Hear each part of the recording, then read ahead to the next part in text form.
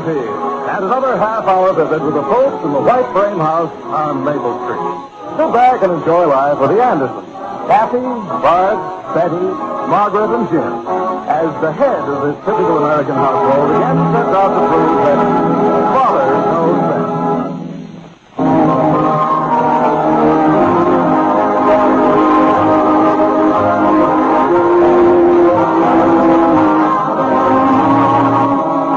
As it comes to many families, there came last week to the White Frame House on Maple Street an automatic washer. Ever since this singular event, the service porch has been the center of attraction in the Anderson household, particularly for Kathy, for whom the machine seems to have a fatal fascination. Like this.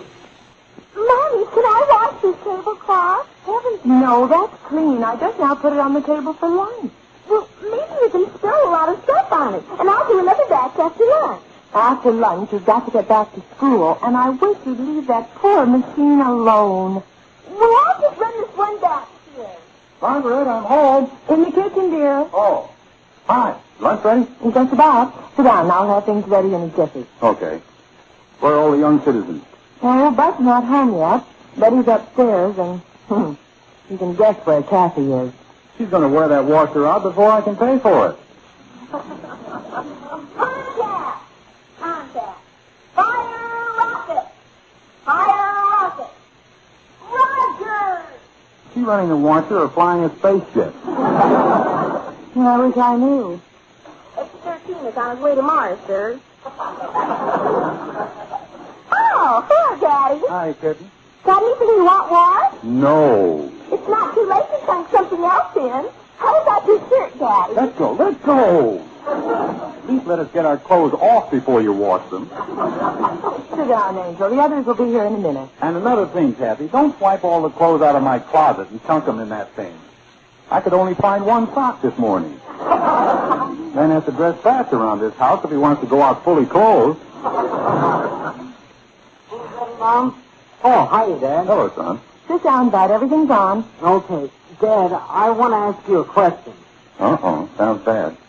Pass the bread. Look, Noodle Nose, we're talking. See, all I said was... Well, get lost. Turn blue. Children, don't start fighting the minute you get home. No, it's best to wait 10 minutes or so. Will you keep quiet now, Big Mouth?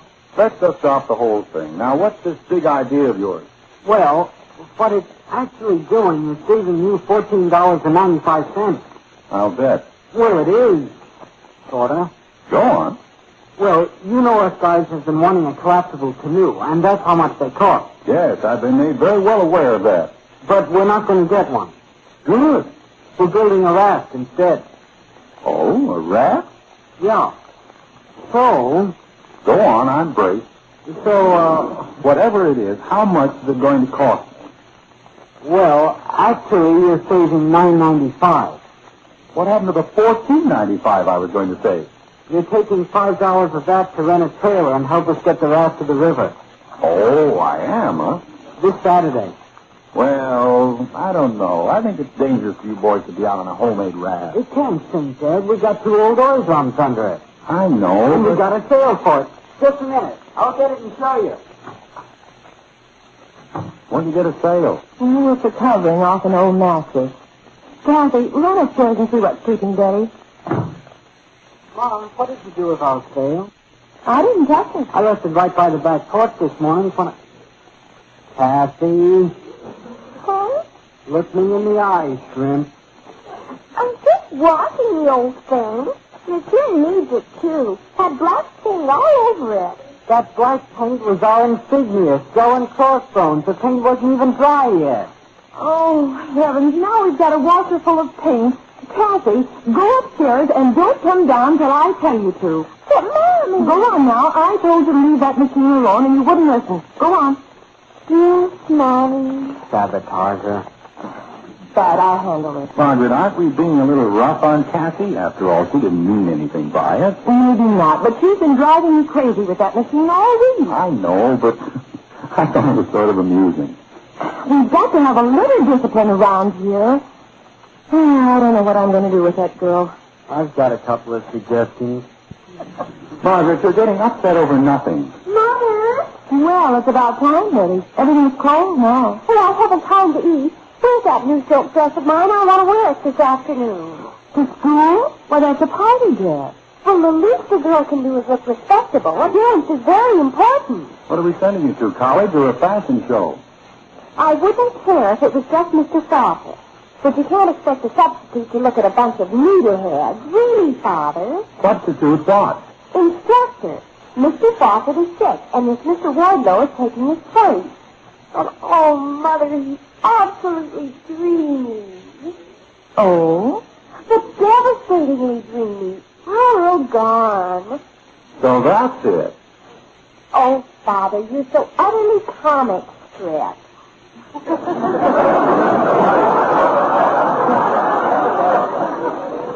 Huh? This is serious. I know it is. I was just going to suggest that if you go out for the basketball team, I'll get you a sequin midi blouse and some mink bloomers. Oh, who asked you anything, Smarty? I didn't say anything. Well, it was the way you didn't say it. How do you like that? A guy says nothing and she makes a federal case out of it. It's what you were thinking. Holy cow. What do we have to do around here? Stop thinking? If we did, I doubt if we'd notice the change. So anyway, I've got to have that dress, Mother. You should have seen how Jamie Liggett was all gussied up. You'd think she was Lana Turner. Well, I wonder how she knew we were going to have Mr. Wardlow today. That little sneak. Oh, Betty, I don't know where the dress could be if it isn't... Wait a minute. Kathy, are you still downstairs? No, I'm upstairs. You are not. Come in here and hurry. What do you want, Mommy? You know what I want. Did you take a dress out of Betty's closet? Well, did you? Well, it had some spots on it, and... Oh, no! Is it in the washer now? Is it? Uh-huh. Oh, my dress. I'll die if it's ruined. I'll die. All right, young lady. Upstairs with you. March. Yes, Mommy. And don't hang around outside the door listening either. Grim. Oh, turn green. Well, Jim, do Kathy's stunt still seem so amusing? Well, personally, I'm glad she put the dress in there. What? The purpose of higher education is not to snag an instructor. Oh, now, Jim. I don't care how dreamy he is. All right, but as far as Kathy's trick... I think Kathy deserves a vote of commendation. Well, now I've heard everything. Please pass the spoon. Look at it, Mother. Look at it. It's a ruined mess. It's not ruined at all. But I can't wear it today. Oh, what'll I do? Well, what's it got on? These rags? This outfit might frustrate my whole education. Spoon.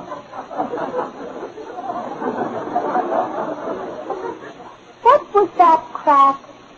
I'm just trying to get somebody to pass the spoon.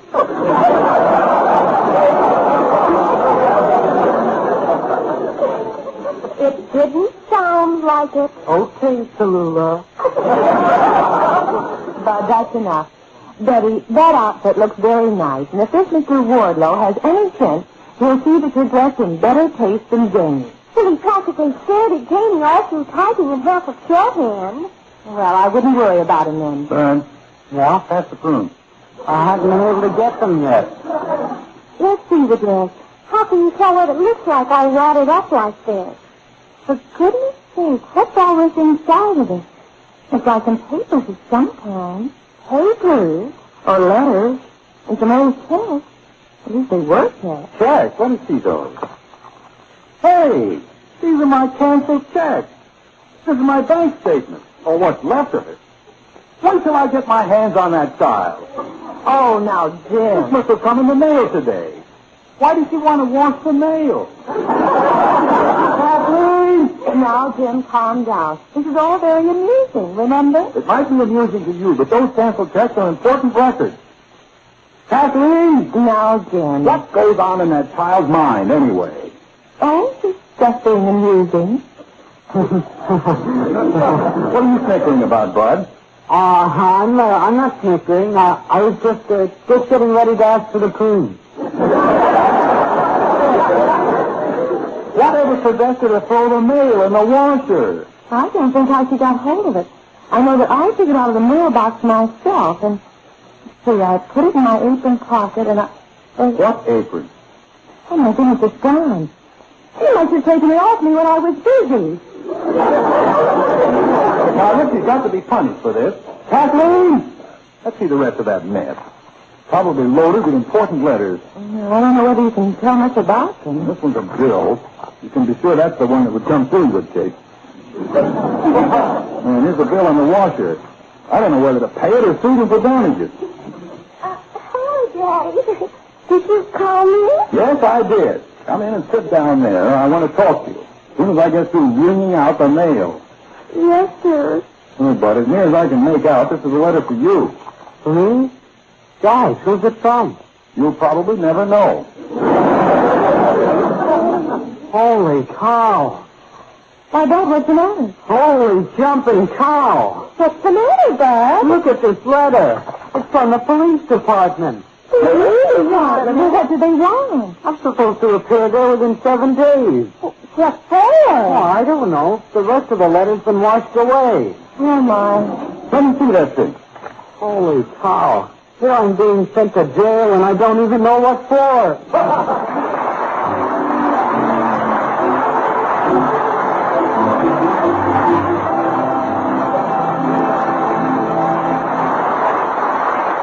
We will return to the Andersons in just a moment. One $10 care package equals about a month's rations for a person in Britain. And for such help, money is no substitute. However, when you help through care, you know that your money is all going in the package. Because care is non-profit. To have a food or textiles care package delivered, simply mail a check to Care, Los Angeles, or Care, New York.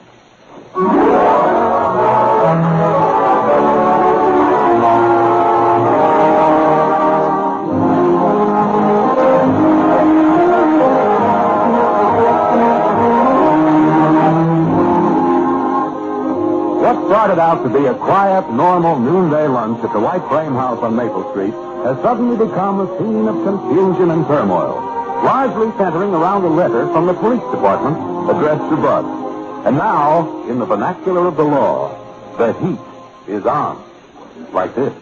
Well, now think hard, Bud. You must have done something. They wouldn't call you down to the police station for nothing.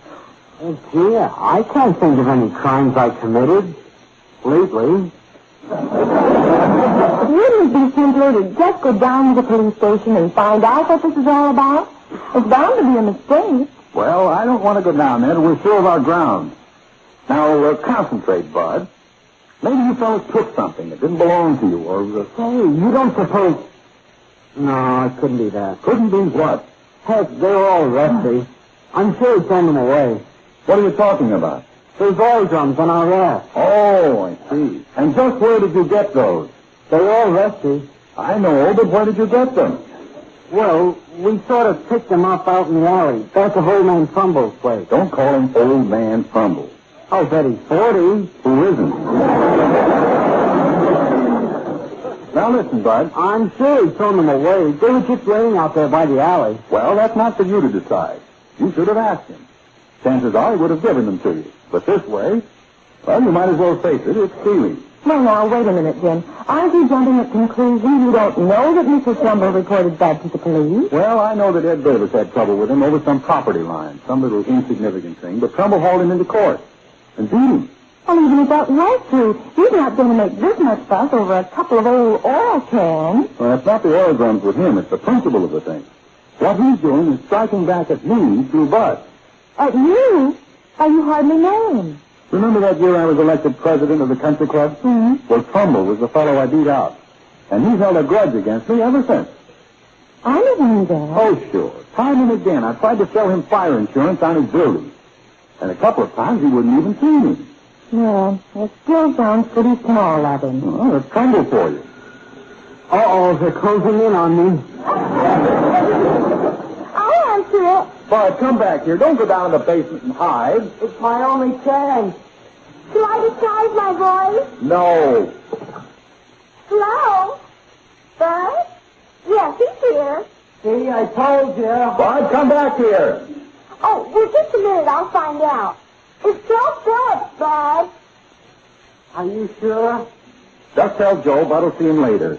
Wasn't he in with you on this deal? Well, yeah, but I was the one that actually got the oil drums. You see, I volunteered. Oh, you did, huh? Yeah. First we matched, and I lost, so then I volunteered. Well, that was a brilliant maneuver. Jim, can't you phone Mr. Trumbull and get him to call this silly thing off if he really did report Bud? That's just what I'm going to do. Look up his office number for me, Bud. I think it's W.J. Trumbull. Okay. Shucks, I thought there was going to be more to it than this. Kathy, you better get on your way to school. Might as well. We've got the Dallas family. Here it is, Dad. Oxford, 8891. Okay. He's probably out to lunch now. Yeah, I can't do that. Goodbye. How do you like that? What now? He said he was over at the city hall. Something about some oil tanks, he said. Well, I never would have believed it. Over 2 old rusty cans. We've got to start building a case here. Bud, I want you to tell me everything you can remember about this. Mother? What is it, Daddy? I thought you'd gone. Is this dress up too early to be in on me? Oh, me, plebeian yet. Well, does it, Mother? Are you still worrying about that part-time professor? He's not part-time. He's a full-time substitute. Betty, put on what you had on before. It's much more sensible and appropriate, believe me. Oh, sensible. These people don't understand anything. Let's see. Now, where were we? Oh, yes, we're going to build a case here. Now, Bud, give me all the details. Okay. Now, exactly when did this happen? It was the same day I went down and got my bicycle license. Well, good. When was that? I don't remember. Oh, great. Oh, wait a minute. I can tell when that was. They gave me a slip with the license, and it had the date on it. Well, where is it? I put it in my wallet. It's right here. Holy cow, it's gone. I've lost my wallet. Kathy, did you put Bud's wallet in the washing machine? No, honest, I didn't, Daddy. I had $1.50 in it, and some peanuts. In your wallet? Well, you can't just carry them around loose.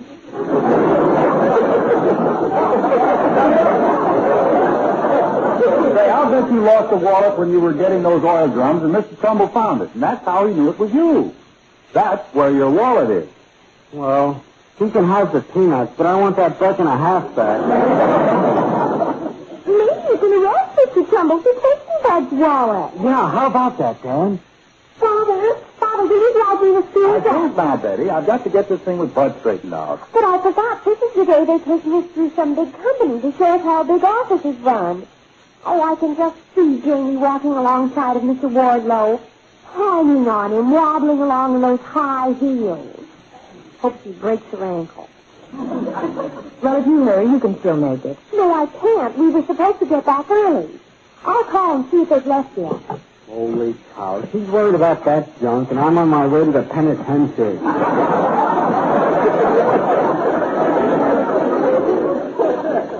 I'll stick by you, Bud. I'll come to visit you every week.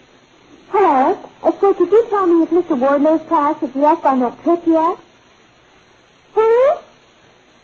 Mr. Wardlow?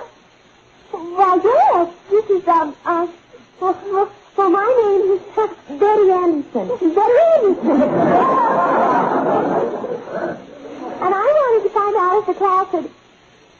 Oh, they have. You will? Oh, it's 607 Maple. Yes, Mr. Wardlow. Goodbye. Oh, Mother, did you hear what he said? Oh, it's so thrilling. Well, don't keep us in suspense. He said the class went ahead in a bus. Now, there's the most thrilling news I've ever heard.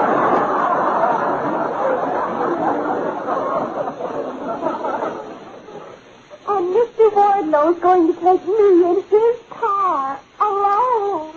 Holy cow. Oh, Kathy, baby, how can I ever thank you? Don't call me baby. If you hadn't made me late, this never would have happened. Oh, I love you, Kathy. See, that's a dirty trick. It says that right after I thought of some real mean things to say to her.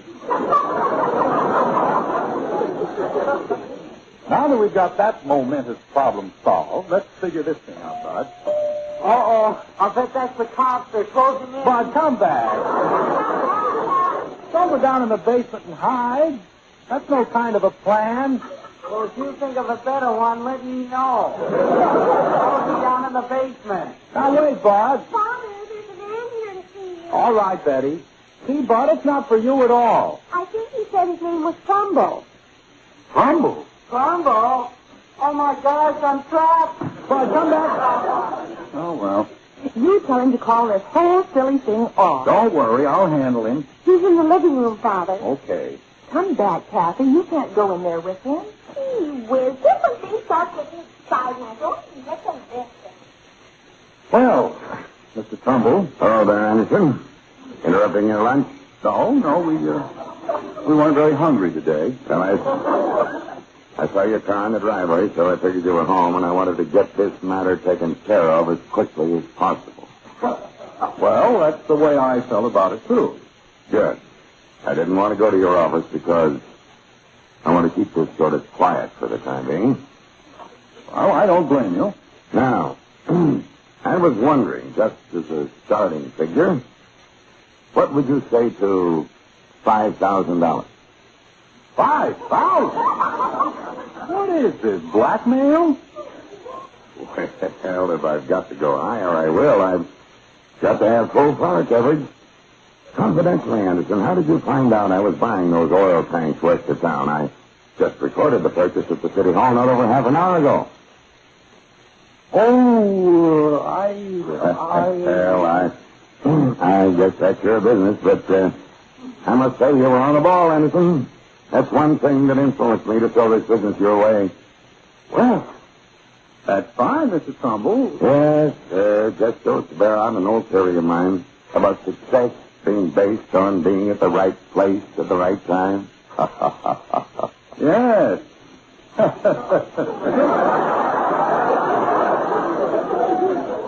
Of course, the man has to be on his toes, too. Yes, on the ball. Yeah, well, bring some figures to my office, Anderson, and I think we can do business. Well, wonderful, Mr. Trumbull.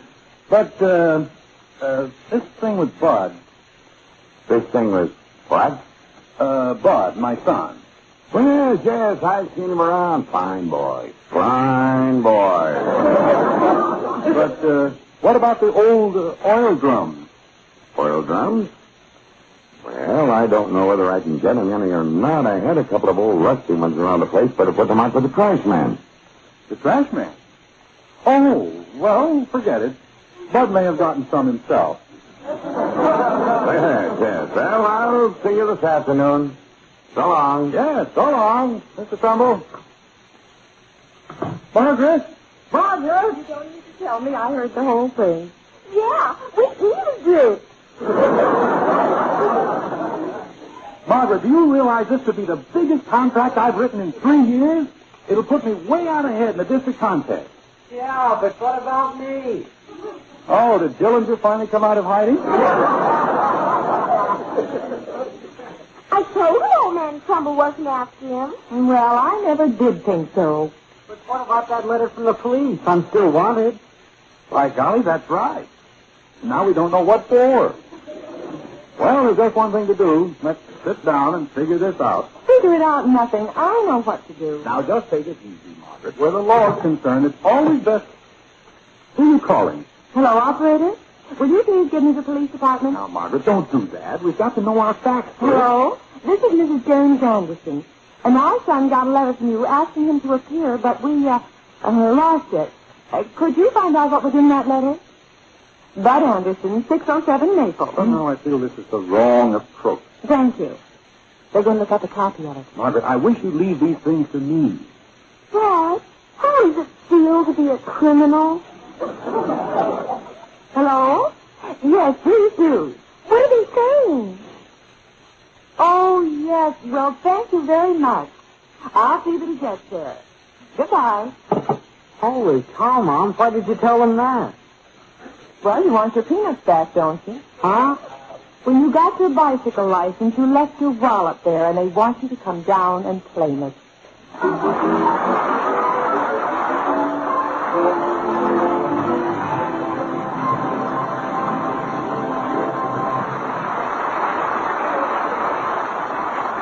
The Andersons will be back in just a moment. Now another word for care. Official figures estimate that 42% of all South Koreans are refugees. If you want to help, you can send money for food, clothing, warm blankets, all the things so desperately needed to non-profit care. Care packages are saving lives in Korea, distributed by teams of dedicated men from the United Nations Civil Assistance Command. But somebody has to help pay for the packages. If you will help, please mail the money, whatever it is, to Care for Korea. Address Care Los Angeles or Care New York.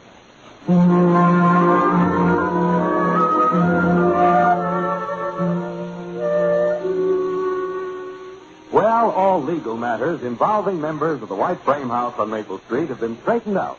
Daughter Betty is in heaven in the company of Instructor Wardlow. And Kathy, the terror of the automatic washer, has been acquitted on all counts. The last of the children have been scuttled off to school, and Jim is about to return to his office. Like this. Well, I hope we don't have any more lunches like this. It was rugged. Yes. Well, maybe we all learned something from it. I know now I was wrong in being so harsh with Kathy about the washing machine. Well, it's easy to fall into something like that. I can see these things more clearly than you because I'm not so close to them. Well, of course, there's one or two things you should have learned. Oh, say, I don't want to forget my briefcase. I've got to get those figures for Crumble and make out some contracts. Now, where is that thing? I put it right here on the chair. Margaret, what's the matter? I must have put those tablecloths on top of it. What tablecloth? The ones Kathy put in the washing machine. Jim, your briefcase. Not in the... Oh, my papers. Oh, no.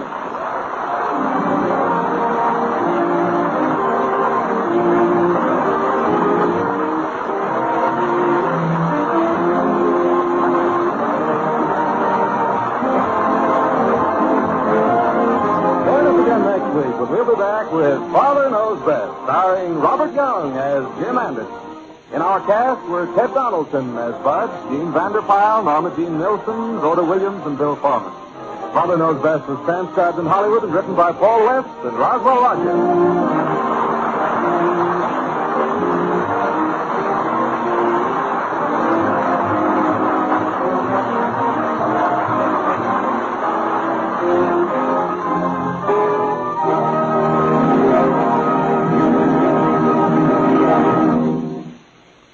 3 times NBC. There's an Imperial Round Table of entertainment tomorrow evening on the NBC Radio Network. For music on Fridays, listen to the Mario Lanza Show with the Royal Troubadour of Radio, Mario Lanza. In the comedy department, Friday means those court jesters, Dean Martin and Jerry Lewis. And for Western Song and Adventure, tune for the King of the Cowboys, Roy Rogers. Yes, hear them all tomorrow on the NBC Radio Network.